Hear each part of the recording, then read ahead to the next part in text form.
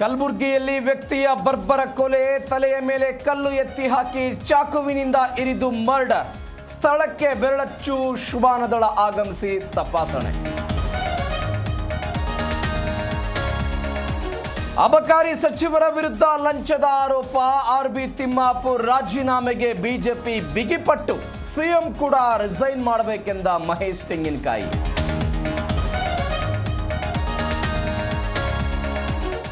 ವರ್ಷವಾದರೂ ಇಲ್ಲ ಆಸ್ಪತ್ರೆ ಉದ್ಘಾಟನೆ ಭಾಗ್ಯ.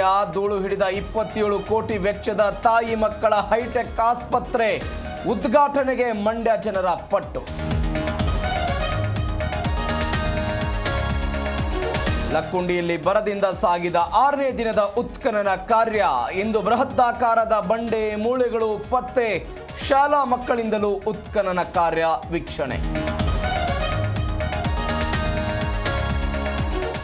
ಇಂದು ಶಿವಕುಮಾರ ಶ್ರೀಗಳ 7ನೇ ಪುಣ್ಯ ಸ್ಮರಣೆ. ತ್ರಿವಿಧ ದಾಸೋಹಿ ಗದ್ದುಗೆಗೆ ಮಹಾ ರುದ್ರಾಭಿಷೇಕ. ಮುಂಜಾನೆಯಿಂದಲೇ ಮಠದಲ್ಲಿ ನಡೆದ ಪೂಜಾ ಕೈಂಕರ್ಯ.